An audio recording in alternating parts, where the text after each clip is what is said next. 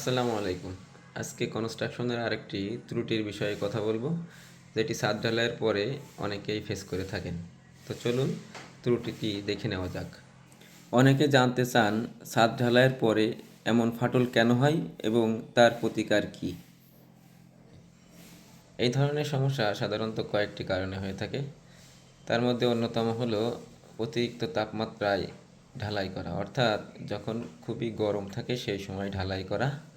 Top রডের covering কম হওয়া, অতিরিক্ত নরম কংক্রিট দিয়ে ঢালাই করা, অর্থাৎ কংক্রিটে যদি অনেক বেশি পরিমাণে পানি ব্যবহার করে কংক্রিট অনেক নরম করা হয়, ওই কংক্রিট দিয়ে ঢালাই করলে এই ধরনের সমস্যার সম্মুখীন হতে পারে।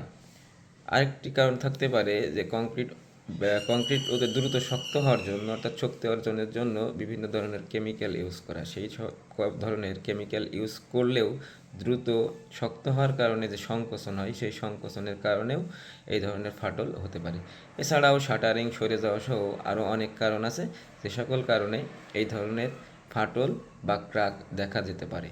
অনেকে এটাকে হেয়ার ক্র্যাক বলে থাকে, বাট আসলে এটা হেয়ার ক্র্যাক না।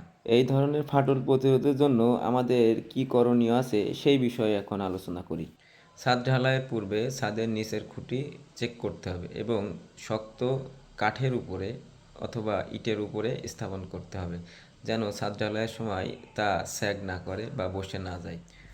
অতিরিক্ত গরম আবহাওয়ায় ছাদ ঢালাই পরিহার করার চেষ্টা করতে হবে। সেক্ষেত্রে রাতে ঢালাই দেওয়া যেতে পারে। আর নিতান্তই যদি সম্ভব না হয়, তাহলে ঢালাই করার 2 থেকে 3 ঘন্টা পরে, অর্থাৎ ঢালাইয়ের টপ সারফেস যখন একটু শক্ত হবে, অর্থাৎ হাঁটার মতো অবস্থা হবে, সেই সময় থেকে ছিটায় ছিটায় পানি দিতে হবে, যেন দিনের বেলায় সূর্যালোকে ছাদের পৃষ্ঠ শুকিয়ে সাদা না হয়ে যায়। এছাড়াও ভিজা পাটের চট দিয়েও ছাদের পৃষ্ঠকে ঢেকে রাখা যেতে পারে। মূল কথা, ছাদের পৃষ্ঠকে খুব দ্রুত শুকিয়ে যেতে দেওয়া যাবে। স্ল্যাবের ক্ষেত্রে টপ রডের কাভারিং সাধারণত 3-4 ইঞ্চি হয়ে থাকে। অবশ্যই টপ রডের কাভারিংয়ের বিষয়ে সতর্ক থাকতে হবে। টপ রডের কাভারিং কম হলে অনেক সময় এই ধরনের ফাটলের সৃষ্টি হতে পারে। কংক্রিটে কেমিক্যাল ব্যবহারের ক্ষেত্রে অবশ্যই ভালো কোম্পানির কেমিক্যাল ব্যবহার করতে হবে এবং কোম্পানির স্পেসিফিকেশন অনুযায়ী সঠিক পরিমাণে ব্যবহার করতে হবে।